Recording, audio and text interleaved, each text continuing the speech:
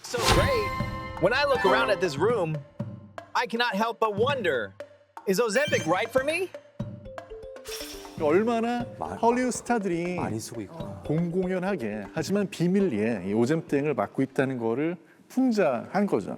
이 오젬땡이 얼마나 이제 미국 사회에서 핫한지를 보여주는 상징적인 그런 순간이었습니다. 자, 사실 이제 미국에서 이 오젬땡하고 위고땡 인기는 가히 폭발적인데요. 그래서 테슬라의 일론 머스크, 저 형도 이제 이 약 덕분에 14kg을 감량했다 이렇게 스스로 밝혔거든요.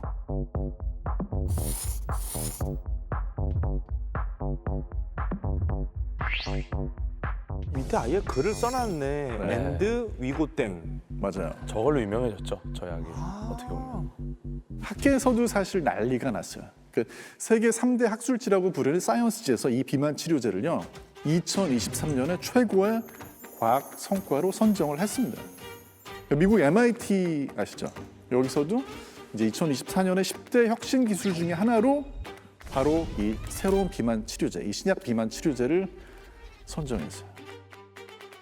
그러니까 이제 이런 약들이 그냥 단순한 그런 비만 치료제, 기존의 그런 약이 아니고 지금 가장 핫하게 주목을 받고 있는 과학 기술이기도 한 거죠. 자, 위고땡, 오젬땡 얘기가 이제 네네네. 나왔는데 어떻게 생겼는지 실물이 궁금합니다. 저기 사진 보이시죠? 저게 뭐예요? 주사예요? 주사입니다, 주사. 그러니까 먹는 약 아니고 주사로 나와 있고요. 이게 이제 피하 주사여가지고 주사지만 바늘을 보시면 바늘이 굉장히 가늘고 얇아가지고 그래서 배에 있는 이제 피하 지방 같은 데다 집에서 본인 스스로 이제 주사할 수 있도록 그렇게 설계돼 있어요. 그래서 따끔한 정도지 통증이 그렇게 막 이렇게 심하진 않아요.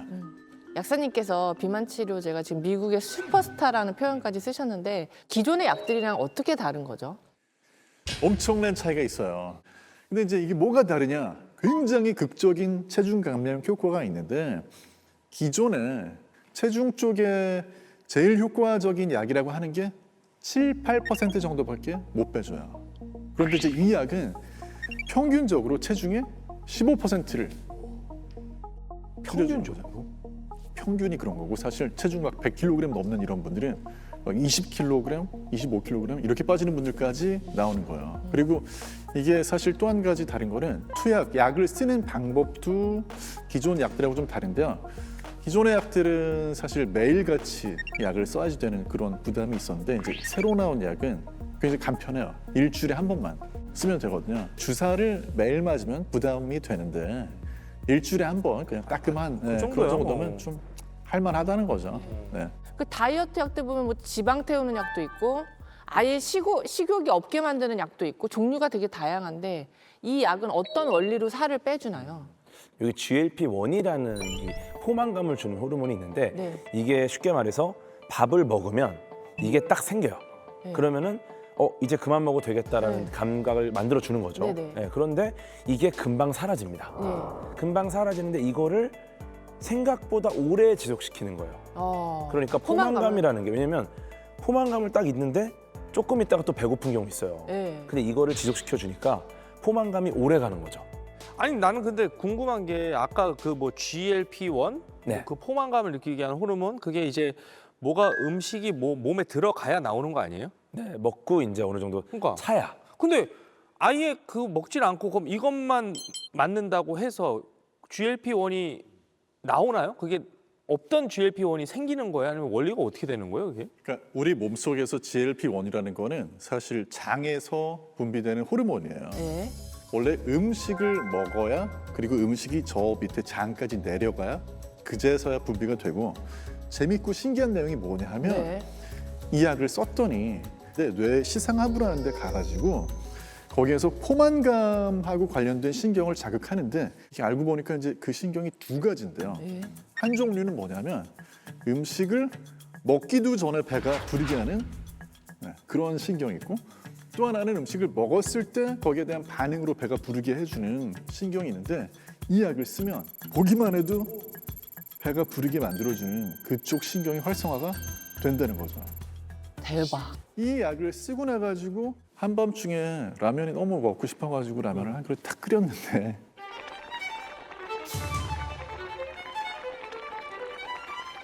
먹지도 않았어요. 어머나. 냄새만 맡았어. 보고 있어. 근데 이미 배가 불러요. 그러니까 더 적게 먹게 만든다. 생각보다 요리할 때 보면은 요리하면은 생각보다 음식이 별로 안 땡깁니다. 맞아요. 네. 그래서 주방 이모님들이 정작 본인은 안 드시는 거야. 맞아요. 네. 그 라면 남이 끓여준 라면이 맛있는 이유가 거기 있거든요. 그렇구나. 내가 끓이면서 냄새를 맡으면 이미 어느 정도 배고프고. 약간 어느 정도. 근데 처음 딱 맞자마자 먹으면은 너무 맛있죠. 네. 그래서 요리하시는 분들이 기름 먹었다 이런 얘기 하잖아요. 네, 네. 그게 냄새 냄새. 맞아. 그리고 이게 좋은 게 또 뭐냐면 이 알코올릭들이 이제 저녁 때 출출해지면 술 생각나거든요. 근데 이게 계속 포만감을 주니까 술이 안 땡긴대. 술의 양을 줄이는 또 그런 효과가 있는 거예요. 이것도 되게 의미가 있는 게 알코올 의존증이나 네. 술을 자주 드시는 분들이 네. 이게 사실 먹고 싶어서 마시는 게 아니라 습관성인 경우가 그렇죠. 많아요. 그냥 어떤 음식을 보고 생각나는 경우가 많거든요. 딱 파전? 고추 잡채. 이거? 이런 경우가 많아서 근데 이제 포만감이 생기니까 이게 사라지니까 네. 덩달아 오는 게 같이 덩달아 사라지는 오는 거죠. 게 같이 사라지는 거야. 이게 굉장히 또 의미가 있는 거죠. 그러면 방금 강연에서 언급해주신 그 비만 치료제는 어떤 사람들이 처방받을 수 있는 거예요? 사실 이제 BMI가 30을 넘어가거나 아니면 BMI 그 체질량 지수가 27을 넘어가는데 뭐 당뇨병이 있다라든지 어떤 합병증이 있어서 동반 질환이 있어가지고 이분은 가지고 있는 다른 만성 질환 때문에 좀 위험하다 네. 하면 그런 때 이제 처방 기준이 되는 거죠. 기본적으로 제일 기억하셔야 되는 건 처방약이에요. 그래서 내가 그냥 이렇게 약국에서 사 먹을 수 있는 그런 약은 아니라는 거죠. 이미 정상인데도 더 마르고 싶어하는 사람들도 지금 기다리고 있을 수도 있거든요. 그러면 그런 분들은 뭐 처방이 쉽지는 않을 수도 있는 거네요.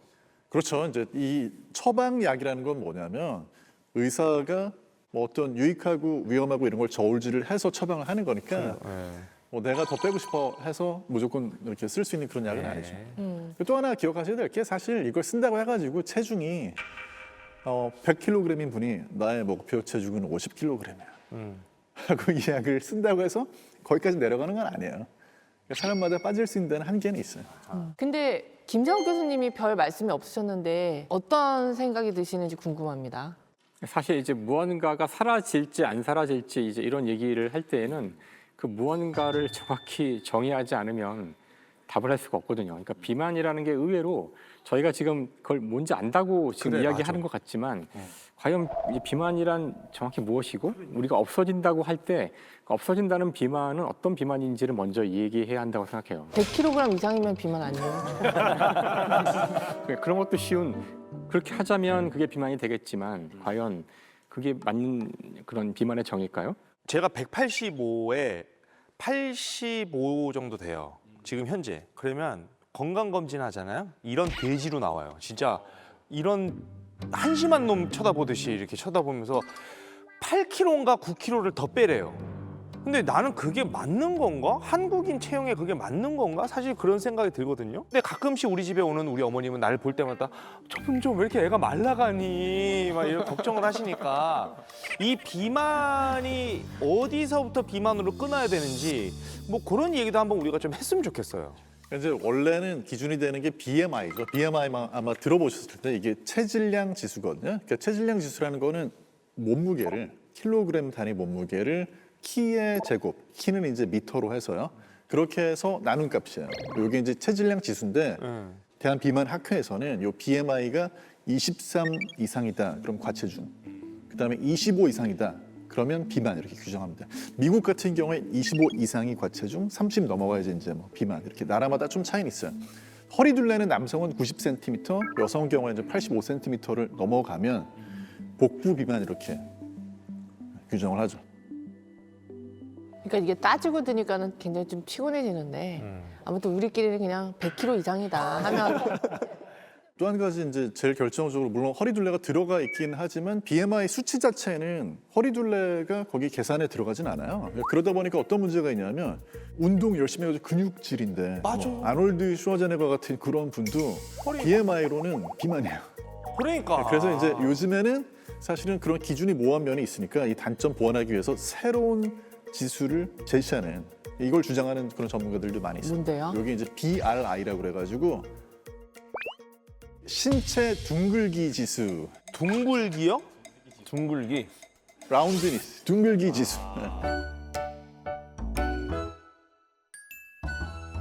되게 귀엽네요, 되게. 그래 난 둥글다. 요거 약간 걸리는데 마음에. 사실 좀 인생은 둥글게 사는 게 좋은 것 같긴 한데. 용어가 좋다 근데. 예를 들어 뭐, 야, 너 이렇게 살쪘어 이거보다. 야, 오늘 좀 둥글둥글하네. 그게 더 수치스러운데. 안 좋을 것 같은데. 약간 비아냥거리는 것 같아. 왜 굴러가지? 이런. 좀 둥글둥글하신데요?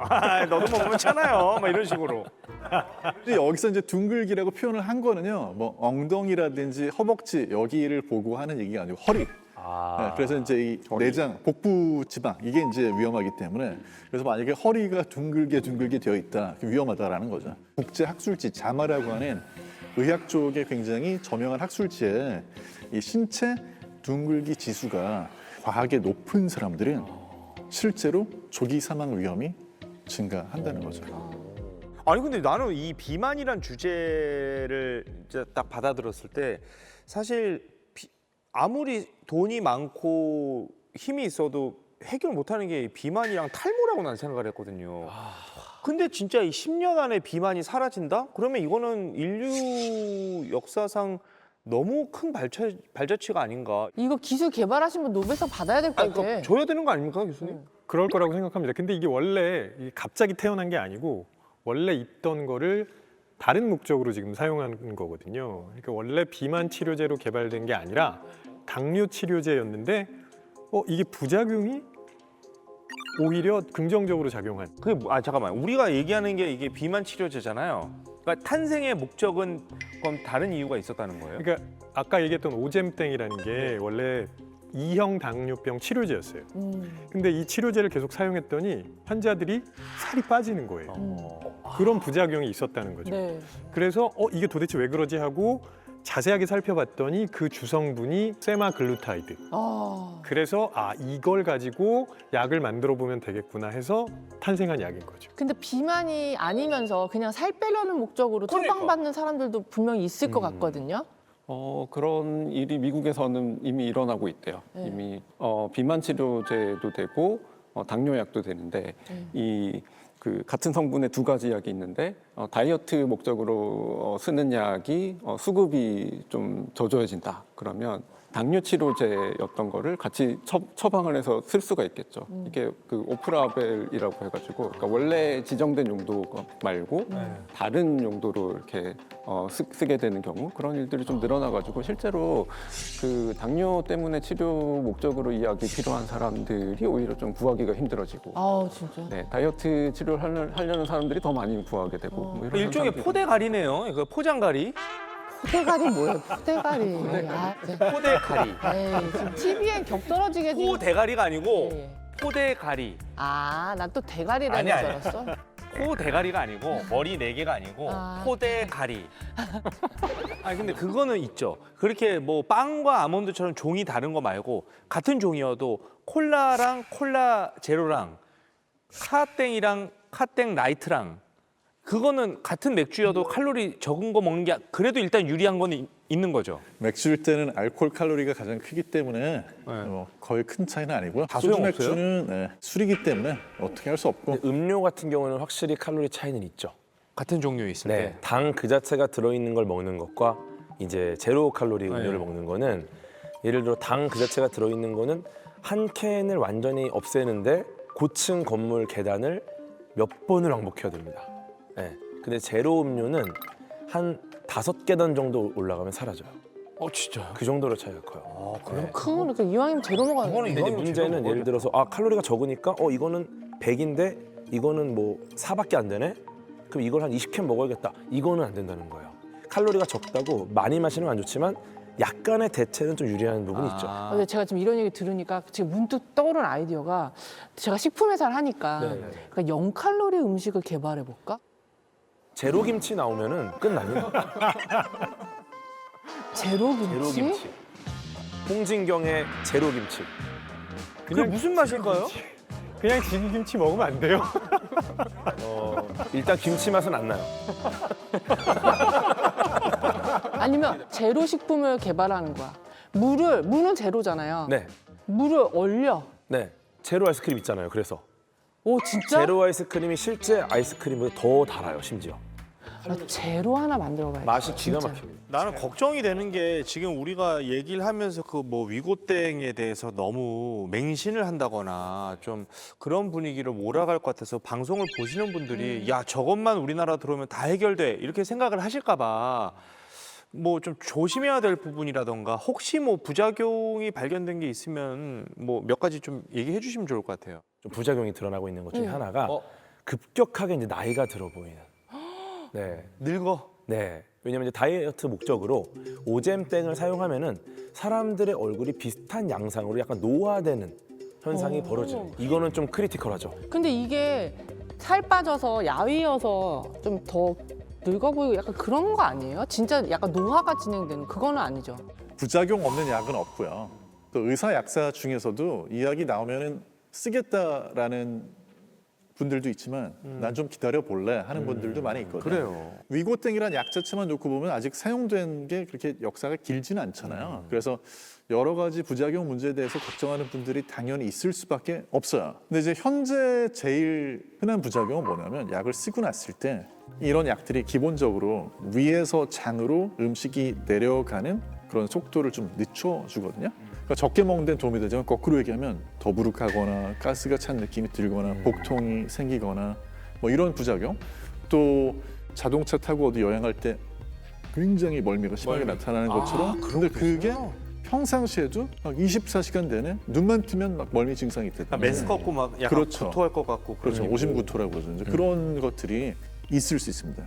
뭐 위무력증이라든지 장 탈삭이라든지 이런 증상이 심해질 수 있고 또 췌장에 좀 염증이 생기거나 경우에 따라서는 이제 암 위험에 대한 거를 걱정하는 그런 전문가들도 있거든요. 그래서 부작용이 없는 약은 세상에 없죠.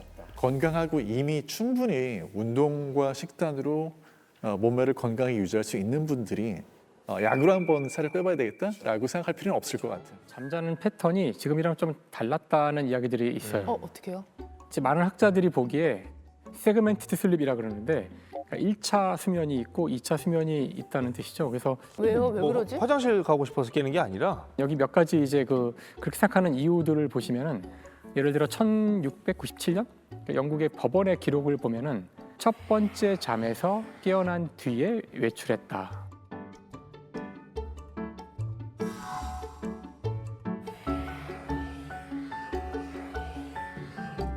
부부가 임신하기에 가장 좋은 시기는 첫 번째 잠 이후.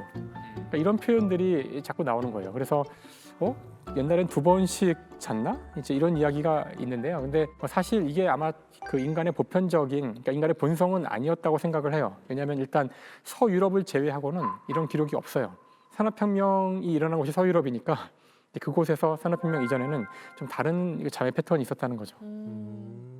그러면 서유럽에서는 언제부터 지금처럼 한 번만 자기 시작했을까요? 아마도 산업혁명이 터닝 포인트가 됐을 거라고 보는데요. 네. 산업혁명이 진행이 되면서 농촌에 계시던 농업에 종사하시던 분들이 다 도시로 이동을 하면서 공장 노동자가 됐거든요. 근데 공장은 효율적으로 운영을 하려면 시간을 맞춰줘야 됩니다. 그렇지. 그러니까 각자 그냥 알아서 나오면 맞아. 그 공장 코스트가 너무 많이 들기 때문에 정확하게 같이 시작하고 같이 끝내줘야 된다는 얘기죠. 이러면서 이제 수면 패턴이 단상으로 한 번만 자는 걸로 바뀌었을 거라고 얘기하고 있어요. 산업혁명이 어떻게 보면 그 사람의 그 잠자는 패턴 또한 그냥 그치. 규격화 시켰다라고 봐도 되겠네. 그뿐만 아니라 그 노동자들의 잠의 형태까지 완전히 바뀝니다.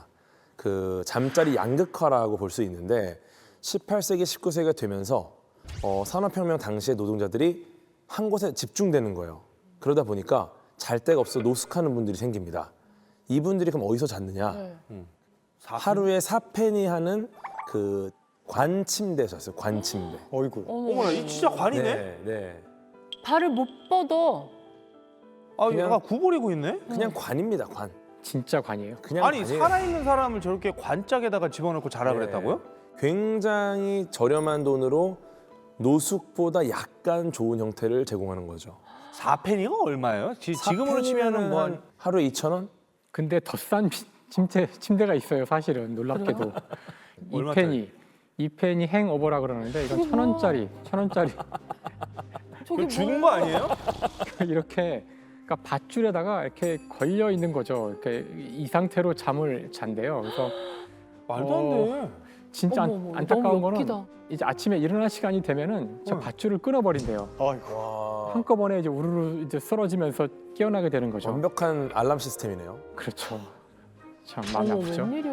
아니 아무리 공간이 없어도 그렇지 잠이라는 게 뭔가 좀 자세가 편하게 있어야 이렇게. 아니 저거가 뭘 해줬다고 돈을 1,000원이나 받아. 아니 관이 저 밧줄이 뭘 해줬다고. 2,000원인데 밧줄이 1,000원이면 너무 비싼 거 아니에요? 저럴 바에 그 관이 그러면 가성비네. 관이 좋잖아. 2,000원이 관인데 어떻게? 아마 잠잘 공간도 없었다는 뜻이죠. 너무 많았어. 어디 가서 이렇게 몸을 놓을 공간이 없으니까 저렇게 했겠죠. 저런 사진만 봐도 실제로 산업혁명 때는 잠에 대한 가격이 진짜 있었던 거네요. 있었을 거라고 생각하고요. 더 편한 데서 누워서 잘 수 있었는데 도시로 와서 노동을 하면서 포기를 했고 편했던 잠이기만 한 게 아니라 자기 공간이 있으면 뭔가 여가로서의 잠이라는 게 있는데 그것까지 좀 포기하고 넘어온 거여서 좀 그 차이가 저는 굉장히 클 거라고 생각은 드는데 얼마인지는 가격은 잘 못 매기겠어요. 그 자아의 가치라는 건. 쉬운 듯 어려운 주제일 것 같아요. 잠에도 가격이 있다. 오늘의 가설인데 이 수면의 질에 따라 우리가 금액을 매기자면 차등 지급을 할 수가 있는 건지. 예를 들어 축구 선수 데이비드 베컴 같은 경우에 몇 억짜리 침대에서 주무시니까 그런 잠은 뭐 굉장히 비싼 가격의 잠이 아닌가 뭐 이런 생각도 좀 드네요. 아니면 몸값이 비싼 사람들은 일하는 대로 돈인데 그거를 그렇죠. 자는 시간에 돈으로 한 사람은 비싼 잠이다. 뭐 약간 이런 얘기인가요? 그럴 수도 있겠네요.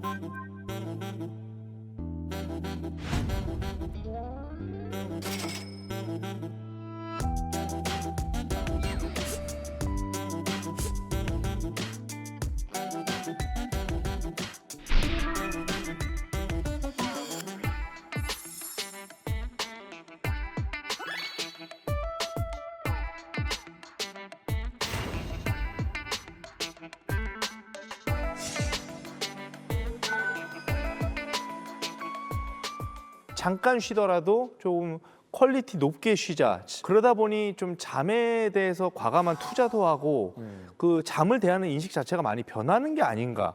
비용도 올라가고. 그 슬리포노믹스라는 신조어 들어보셨어요?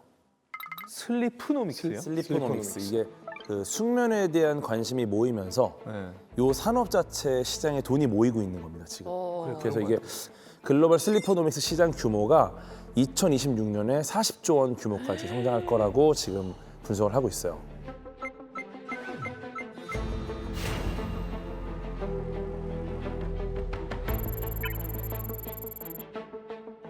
국내도 계속해서 성장을 하고 있고 내가 잠을 잘 자는데 돈을 내는 거가 이제 어쩜 좀 당연시되는 시대가 아닌가.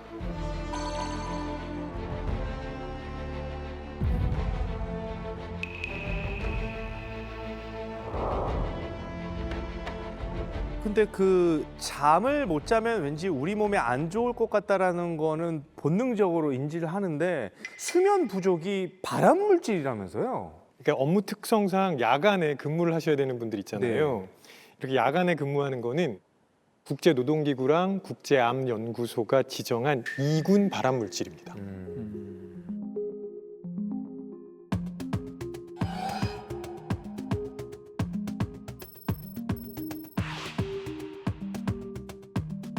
근데 사실 1군인 발암물질이 술이에요. 그럼 나는 1군 발암 물질도 하면서 2군 발암 물질은 회사에서 하고 막 그랬어. 혼용을 하시는군요. 요즘 다들 뭐 잠이 부족한 추세다 보니까 손해 보는 것도 상당할 것 같은데 이런 거를 만약에 돈으로 환산한다. 금액적으로 너무 좀 추상적일 것 같긴 한데 뭐 집계가 되나요? 근데 계속 그런 집계를 하고 있습니다. 왜냐하면 그게 또 지표가 돼서 네. 정책에 반영할 수 있잖아요. 네, 최근 그 조사를 보면은 우리나라에서 수면 부족으로 인한 손해가 11조 4조? 네, 11조 497억 원. 엄청난 금액이죠. 아니 엄청난 일이죠. 아, 11조나 돼요? 전국적으로 그 정도 된다고 합니다. 네.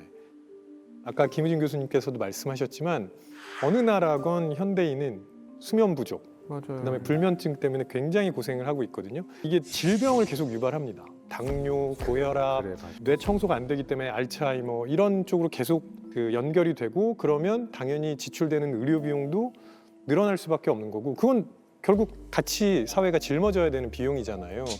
미국 통계이긴 한데 연간 한 4천억 달러 정도가. 달러요. 네, 우리나라 돈으로 환산하면 491조 원. 500조.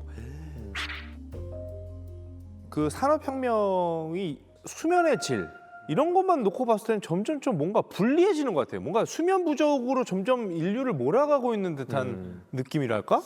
어떻게 보면 인류로부터 잠이 사라진, 잠을 빼앗긴 그 모먼트 가장 큰 게 아마 그 에디슨이 전구를 우리가 쓸 수 있는 형태로 개선한 상황일 것 같아요. 네, 그 뒤로 밤 시간에 할 수 있는 일이 많아졌죠. 일단 밝아지니까. 네. 실제로 그래서 박람회 때 전구를 한 번에 다 켰을 때 사람들이 뭐라고 했냐면 인류가 드디어 밤을 정복했다.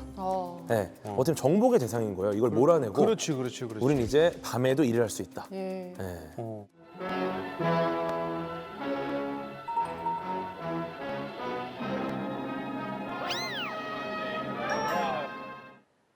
근데 저는 에디슨이 비록 잠은 뺏었을 수 있지만 전 너무 에디슨 씨한테 고마워요. 왜? 왜?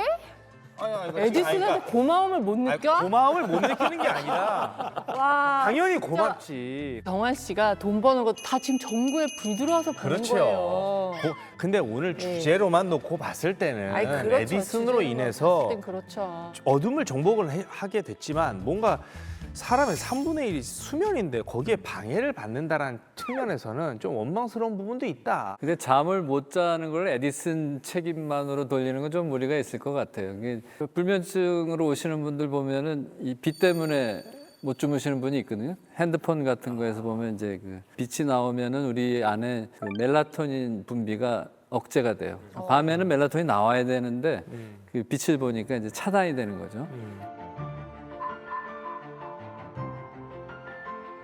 위성 사진, 밤 야경을 찍은 사진을 보면 우리나라 쪽에 오면은 이제 북한하고 남한하고 이 빛이 달라요. 그렇죠. 우리 쪽이 서울 주변으로 뭐 이 훤하거든요. 네, 그래서 이 빛이 조금 통제가 돼야 된다는 이런 생각들이 있거든요. 빛의 공해라고 그럴까요? 그래서 아주 주요한 불면증의 요인 중에 하나가 됩니다. 불면증으로 고생받는 분들이 점점 더 늘고 있는 것도 사실이에요. 성인의 뭐 50% 이상이 불면증을 앓거나 앓은 경험이 있다. 그 중에서 한 10%는 굉장히 심한 수면 장애를 갖고 있다.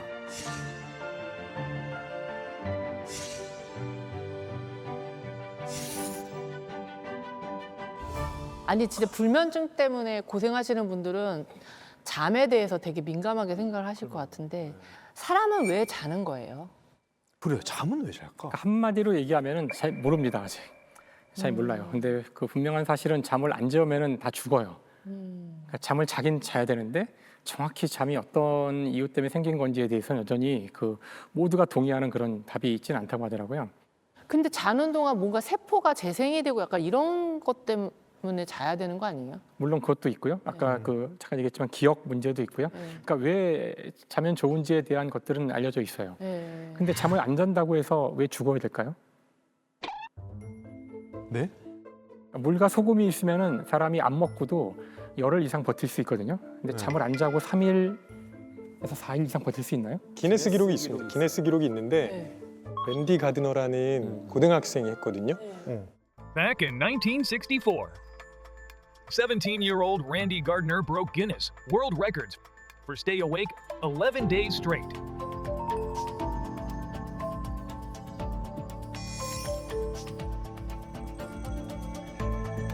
걔 어떻게? 그리고 죽었어요? 아니요.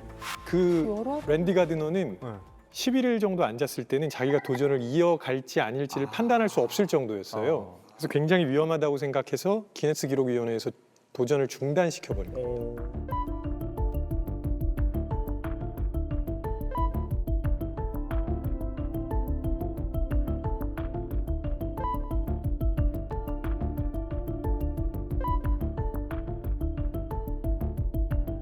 때 뭐라 그랬냐면 뇌를 사포로 긁는 것 같은 느낌이 들어요. 근데 그게 너무 위험하니까 기네스가 그 뒤로는 잠을 안 자는 기록 자체를 없앴어. 더 이상 맞아요. 저장하지 않아요. 이제 없앴어요. 왜냐면 도전도 하지 마라. 왜냐면 죽을 수가 아, 있으니까. 너무 위험하다.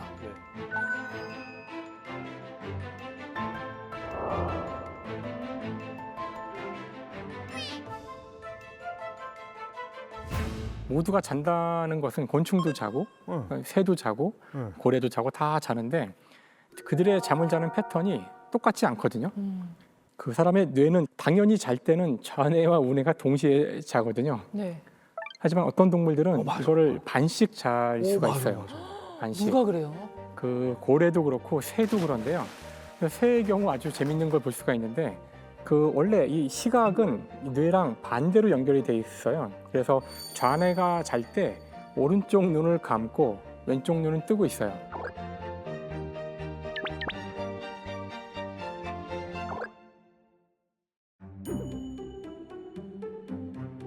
어머. 새가 이제 한쪽 눈만 뜨고 있을 수 있거든요. 그럼 그때 이제 상황은 자는 거예요? 나머지 반 뇌는 자고 있는 상황인데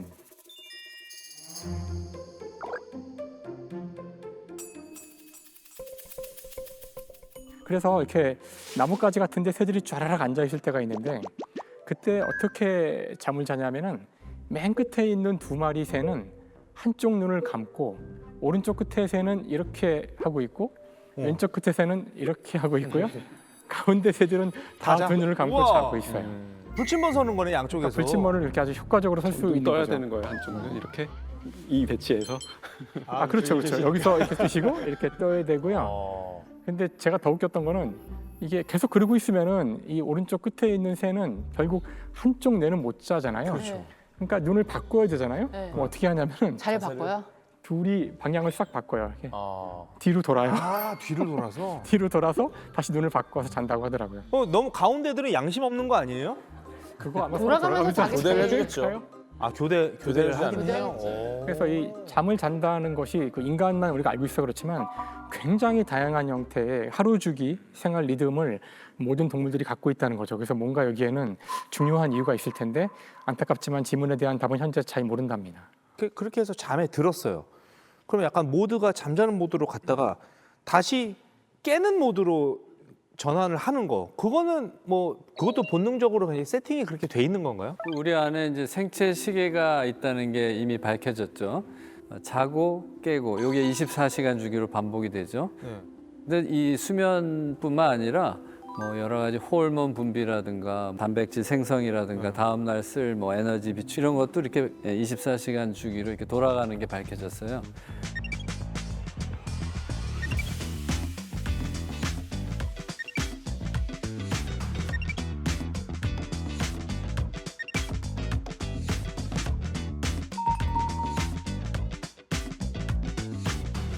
어떻게 알았냐면 이제 동굴 같은 데다가 이제 외부 자극을 다 차단하고 이렇게 들어가서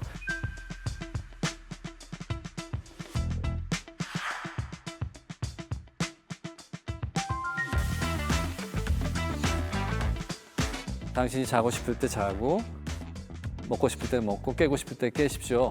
이렇게 하고 생활을 시키면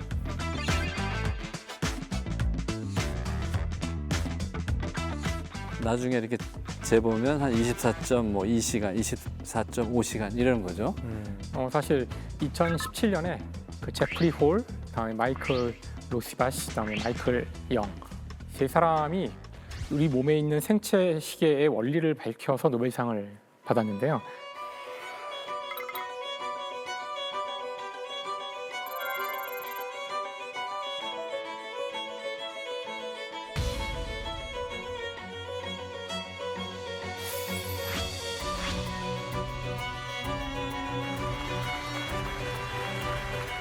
그러니까 여기 이 생체 시계란 건 아까 말씀하신 것처럼 저희가 동굴 속에 들어가도 무언가 우리 몸 안에서 째깍째깍 돌아가는 시계가 있다는 거예요. 근데 이제 과학적으로 혹은 이제 물리적으로 생각해 보면 햇빛이 없이 시계가 돌아가려면 무언가로 시간을 재고 있어야 돼요. 맞아. 그러니까 뭘로 재고 있냐면은 어떤 물질의 양으로 재고 있거든요. 물질이 무엇인지를 알아야 되는데 일단 단서가 된 거는 사람으로 실험할 수는 없으니까 초파리로 실험을 했고요. 초파리의 경우 번데기에서 성충이 나오는 그 시간이 있는데 그때가 대개 아침 시간이에요. 대개 아침이라는 얘기는 무언가 시계가 있어서 그 시간에 맞추는다는 거거든요. 근데 이제 흥미롭게도 피리어드라는 유전자,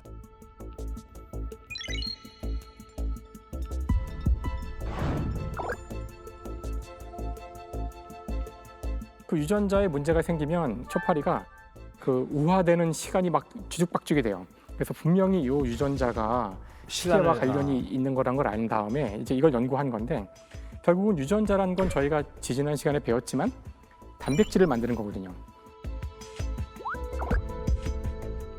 그래서 유전자가 발현을 하여 단백질을 차곡차곡 만들어내면 그 단백질의 양이 결국은 시간을 재는 거예요.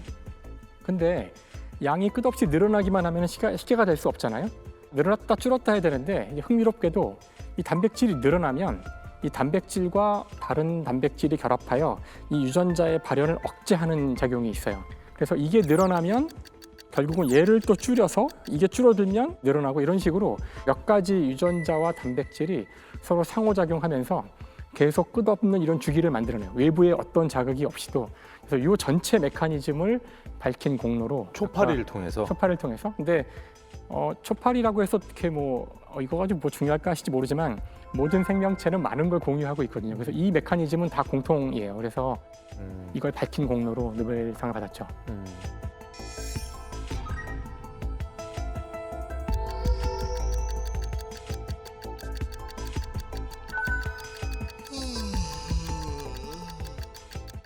고모하고 이모 중에 누구랑 더 친하세요?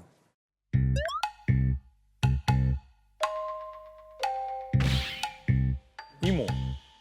저도요. 예상되는 답변 진짜요? 감사드리고요. 왠지 모르게 외갓집이 더 좋다. 이런 분들이 많으시거든요. 아하, 치킨도 처갓 양념 통닭은 있지 않습니까? 네. 그렇지. 시댁 양념 통닭은 시댁집 없잖아요. 양념 통닭 없어요. 시댁집이 없네. 일단 시댁 양념통닭 너무 불편해. 아니 양념이 그 맛은 너무 코로 어려워. 들어가는지 입으로 들어가는지 모르겠는데요. 네. 그리고 식당에서도 저희가 이모 이렇게 부르지 고모는 잘 안 부르잖아요. 그렇죠. 뭔가 어색하고 좀 안 친근하고.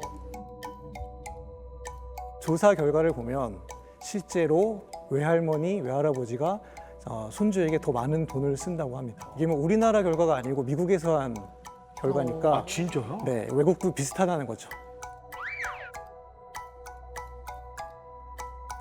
그것도 유전자랑 상관이 있는 거예요? 외할머니와 더 친한 것도 유전자와 상관이 있다.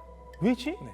우리 집에서 키우고 있는 이 아이가 내 자식이라고 100% 확신할 수 있는 사람은 이 세상에서 단 한 명뿐입니다. 어머니. 엄마. 자기 배에서 자기가 직접 낳았기 때문에. 아, 그렇죠. 예. 그러니까 친가 쪽에서는 외가만큼의 핏줄에 대한 확신이 덜하다는 거죠. 우리가 의식적으로 핏줄을 의심하고 있다는 얘기가 아니라 우리 안에 그런 무의식적인 본능이 있다는 건데요. 본능적으로 그렇죠. 직접 낳은 모계 쪽이 더 확신을 갖고 있다. 확신을 갖고 있다. 그리고 또 개를 좋아하는 분들도 있고 고양이를 좋아하는 분들도 있고 근데 그런 성향에도 약간의 유전학적인 백그라운드가 있다. 고양이파, 강아지파. 어떤 차이가 있는 거예요? 개 유전자가 있는 거예요? 아니 근데 고양이가 인간하고 더 가깝지 않나요, 유전적으로? 우리 호르몬 중에 도파민과 세로토닌이라는 호르몬이 있습니다. 이제 세로토닌은 좀 더 정치적으로 보면 보수적인 성향의 분들에게서 많이 높은 편이고 도파민은 이제 진보적인 사람들에게서 좀 높게 나타나는데요. 고양이는 약간 좀 독립적이고 제멋대로잖아요. 그 도파민의 경우는 뭔가 새로운 것을 탐색했을 때 돌아오는 보상에 대해서 더 쾌감을 느끼는 도파민이고 세로토닌은 어떤 사회성, 그러니까 사회적인 위계 질서에 따른 행동을 좀 더 잘하는 그런 호르몬입니다. 그래서 걔는 좀 순종하고 좀 친근하고 그래서 세로토닌의 성향이 있는 분들이 좀 더 개를 좋아할 수 있는 가능성이 있다.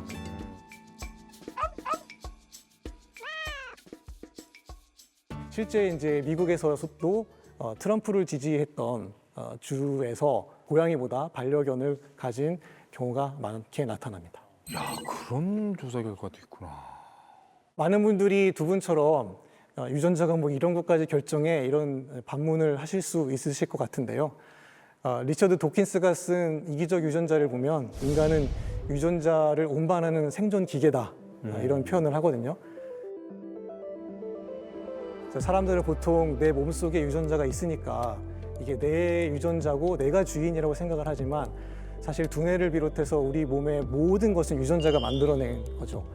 그리고 어떤 학자들은 인간의 몸이란 것은 유전자가 한 번 쓰고 버리는 일회용품이다 이런 표현을 하기까지 합니다. 그래서 유전자는 자기 자신이 번식하는 것 말고는 관심이 없는, 또 인간 세상은 유전자가 지배하고 있는 것일지도 모르겠습니다. 제가 생각하기에는 인간의 그 의지라는 것이 세 가지가 있을 것 같습니다. 유전자에 종속된 의지와 유전자와 독립적인 의지, 그리고 유전자에 반항하는 의지, 이렇게 세 가지가 있을 것 같아요. 그래서 종속된 의지라는 거는 나는 꼭 결혼을 하겠어, 이 남자와 결혼하겠어, 혹은 이 여자와 결혼하겠어, 이런 것들은 분명히 유전자의 영향을 받았을 겁니다. 그리고 이제 내가 뭘 먹고 싶다, 당연히 내가 살아야 되니까 먹고 싶다는 것도 유전자의 종속된 의지죠. 근데 유전자로부터 독립된 의지는 먹고 싶은데 내가 짜장면을 먹을까 짬뽕을 먹을까, 유전자 입장에서는 어느 걸 먹어도 상관없거든요. 그 다음에 이제 유전자에 반항하는 의지는 아까 말씀하신 그런 사이코패스적인 기질이 있지만 이것을 어떤 교육과 노력으로 대항하는 거죠. 교수님, 공부 잘하는 유전자 따로 있고 못하는 유전자 따로 있죠? 불행하게도 그럴 것 같습니다. 이거 있죠. 외국어 잘하는 유전자 있고 못하는 유전자 네, 있죠? 있을 수 있습니다. 그러니까 이래 모든 게 유전자야. 아니, 너무 저 상담하지 아니, 마시고요. 진짜로, 아니 모든 게 이제 끝났어. 상담하고 오신 거 아니잖아요. 결론은 났고 그냥 허무주의에 빠지면 돼. 다들 허무주의자가 되면 돼. 허무주의 유전자가 어. 있는 거 아니에요? 그것도 유전자라고? 하지 마.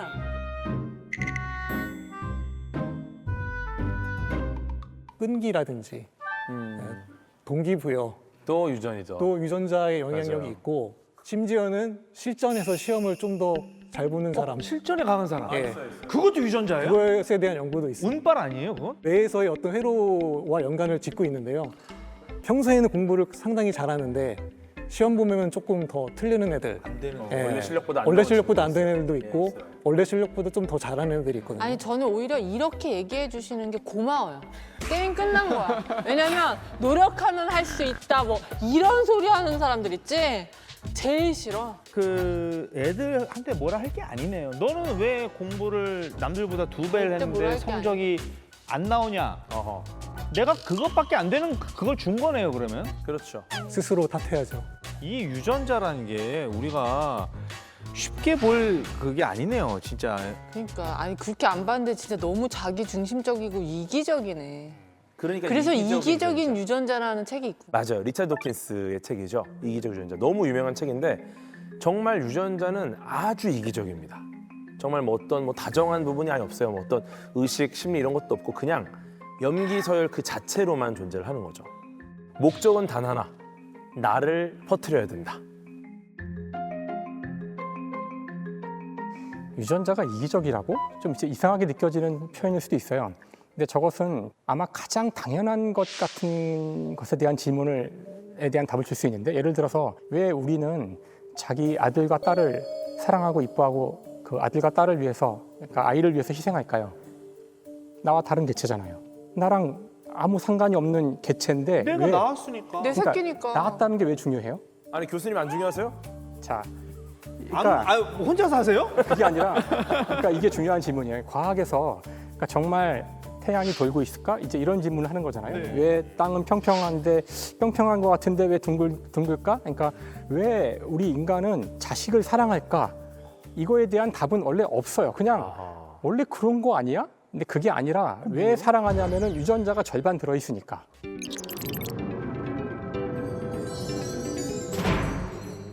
지분이 반이 내 거라서. 나는 이기적으로 행동하는 사람, 이 개체인데, 근데 그 유전자를 절반이나 갖고 있기 때문에 얘는 소중한 거예요. 그 이유 때문에 내가 자식을 사랑한다는 거죠. 그러니까 인간은 왜 자식을 사랑하는지를 설명하는 이론이에요. 사람이 늙는 것도 유전자예요? 그렇죠. 그러면 이 노화에 대한 거를 딱 끄집어내면은 궁극적으로는 불멸까지도 노려볼 수 있는 거예요?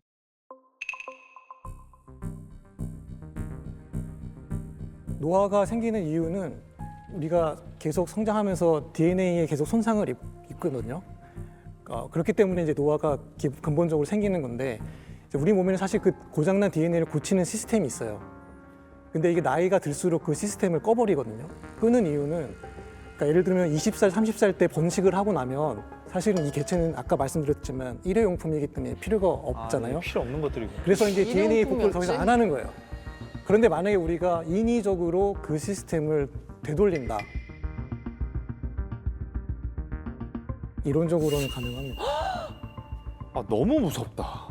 얼마든지 맘만 먹으면 그러면 인간의 그런 유전 형질을 싹 다 바꿔가지고 뭔가 새로운 유전 형질을 또 발현시킬 수도 있다는 얘기인 거잖아요. 그렇죠. 왜냐하면 우리가 인간이 거의 대부분의 많은 것들이 유전자로부터 결정이 된다는 걸 알고 있었어요. 우리가 명확히 알고 있는 몇 가지는 요거를 조금 바꿔서 다른 걸 껴놓으면 레고 블록을 빼서 다른 블록으로 끼면 어떨까? 아, 그런 걸 해본 적이 있어요? 이런 생각을 한 게 바로 유전자 가위라는 기술입니다. 가위요? 가위처럼 레고를 하나 빼는 게? 레고를 잘라서 요거를 다른 걸 갖다 붙이자. 네, 그래서 크리스퍼 캐스9이라는 유전자 가위가 있어요. 이게 3세대 유전자 가위인데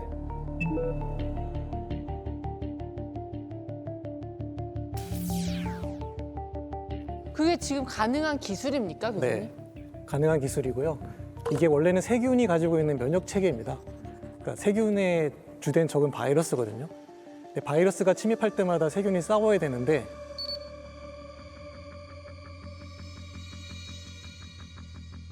염기 서열을 인식하고 있다가 잘라내는 그 시스템을 세균이 가지고 있었는데 과학자들이 그걸 발견하고 이제 사용하는 거죠.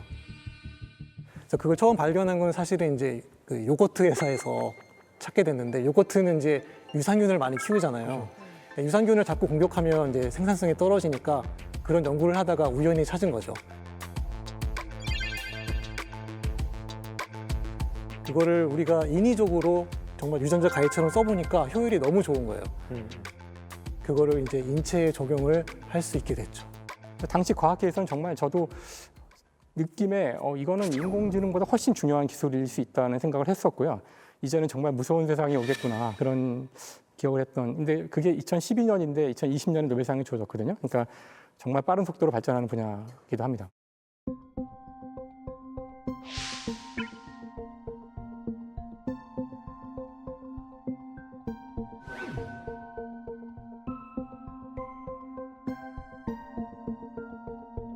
최정균 교수님이 유전으로 결정되는 거 되게 많이 말씀해 주셨잖아요. 공부 잘하는 거, 뭐 외국어 잘하는 거 이런 거 다 조사해가지고 그러면은 우리 애는 그런 거 다 잘하는 걸로 만들 거야. 이게 가능해진다는 얘기잖아요. 기술이 어느 정도 확립이 된다면 그러면 또 어떠한 애들이 태어날 수 있냐면 얘는 전투만 하는 애로 그리고 얘는 허드렛 일 이런 일만 하는 애로 만들 거야. 이런 게 가능해질 수도 있다는 거거든요. 아니 나쁜 목적으로 생각하면 그렇게 특화된 애들도 만들 수 있다는 거죠.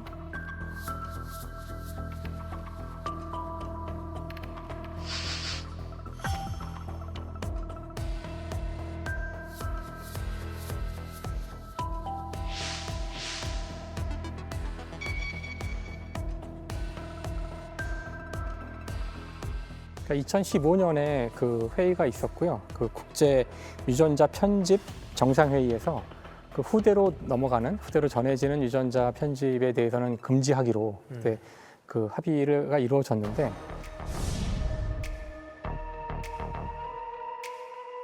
Well, it's an incredibly complex process.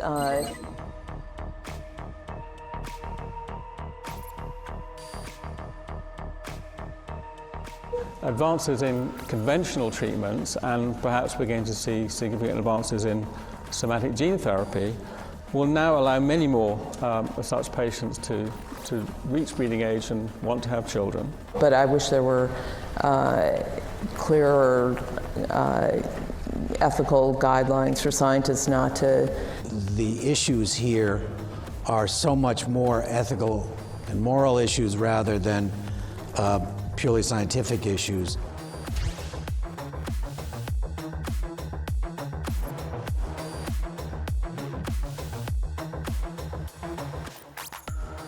지금 합의된 내용은 내 몸의 질병을 고치기 위해서 유전자를 편집할 수는 있다. 그렇죠. 거기까지는 합의가 됐는데 후대로 전해지는 유전자 편집은 안 지금까지 엄격히 금지돼 있는 상태인 거잖아요. 이렇게 엄격하게 금지하는 사람들의 그 이유는 뭐라고 얘기를 하나요?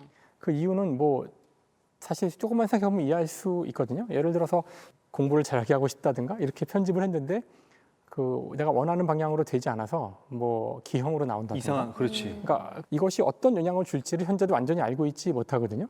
그러니까 나는 분명히 공부를 잘하게 하려고만 했는데 엉뚱한 문제가 그 유전자 편집한 것이 끼치게 될 영향을 충분히 알지 못했기 때문에 다른 병을 얻게 된다거나 우리가 완벽하게 아직 그러니까 제어를 하지 못하는 상황이기 때문에 단지 도덕적으로 뭐 하면 안 된다 아니면 더 좋은 아이를 만들기 위해서 하는 건 안 된다 이런 정도 수준이 아니고 아직 기술이 완전하지 않아요. 그러니까 그걸 사람을 상대로 그런 걸 한다는 것 자체가 허용이 안 되는 거죠. 근데 이럴 때 꼭 금지된 거 하는 애들 있다. 하는 애들이 있어요. 하지 말라는 하지 혼자 말라는데 실험실에서 가고. 다 하는 사람도 있을 거야. 그런 문제들 때문에 중단을 한 상태예요. 판단을 못하니까. 그때 중국의 허젠쿠이라는 사람이 갑자기 유튜브에 영상을 업로드해요. 여기서 어떤 얘기가 나오냐면은 우리가 그 유전자 편집을 세계 최초, 인류 최초로 성공했다. 근데 사실 이게 못해서 안 한 게 아니거든요. 합의를 하고 해야지. 네. 이분은 인류 최초 유전자 편집을 시도한 과학자로 타이틀을 따고 싶었던 거예요. 그렇게 해서 태어난 사람이 있어요? 뭘 했냐면 그 아빠가 에이즈를 갖고 있어요. 이 아빠와 엄마의 아이를 이 에이즈가 발현되는 그 부분을 편집해내서 아이들을 건강하게 탄생하게 내가 도와줬다 하고 당당하게 이거를 유튜브에 올리고 학회에 발표하러 나온 겁니다.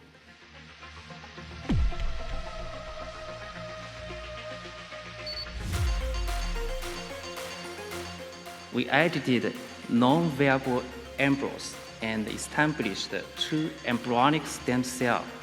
So Lulu and Nala were born normal and healthy. Children, and they don't have that autonomy. How did you done the ethics review?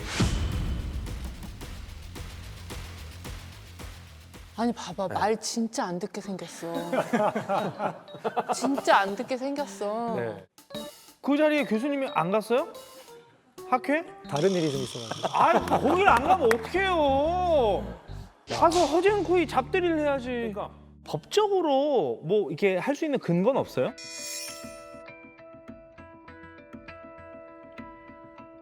결국 징역형을 받아서 징역형을 살고 얼마나 살았어요? 3년을 살고 출소를 했고요. 그래서 지금까지는 이제 쌍둥이가 잘 자라고 있는데 그 새로운 변이가 앞으로 어떻게 작용할지는 더 살펴봐야 합니다.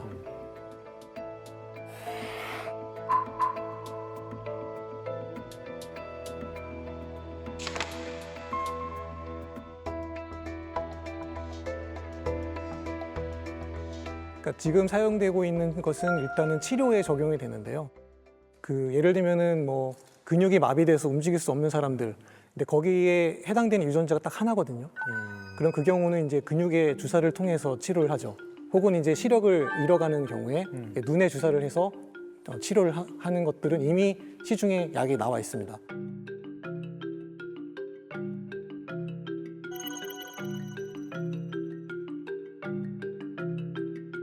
저 교수님께 궁금한 게 그렇게 편집된 유전자는 그러면은 바뀐 상태로 자녀에게 전해지나요? 아니면 나만 편집된 거고 다시 자녀를 낳으면 원래 유전자로 전해지나요? 자손에게 간다는 거는 정자와 난자가 가는 거잖아요. 그러니까 몸에다가 주사하는 거는 치료 목적으로 자기만 고쳐지는 거지 다른 몸의 다른 부분에 영향을 받지 않고 정자, 난자, 생식 세포에도 영향을 안 받죠. 그러면 내 눈과 관련된 무언가를 가져와서 체외에서 편집을 하고 다시 주사를 하면 영구적으로 그 부분이 변하는 거예요? 크리스퍼에 필요한 그 카스9이라는 단백질, 그 유전자로 가게끔 만들어진 RNA, DNA 이거를 그냥 직접 눈에 넣는 거예요. 눈 세포 안에. 그럼 그게 세포 안으로 들어가서 세포 안에 있는 그 해당 유전자를 바꿔버립니다.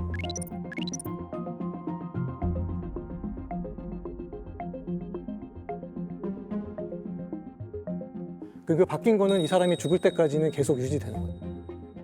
그리고 돈이 많이 들 거 아니에요. 그러면은 사실 부자들만 할 수 있잖아. 그러면 부자들의 자손만 정말 우량한 좋은 유전자를 가질 수 있다? 대대로? 또 그런 문제들도 있을 수 있지 않을까요? 미래에는 그런 걱정을 해야 될지도 몰라요. 현재 우리나라에서 이런 일이 안 일어나는 건 아니에요.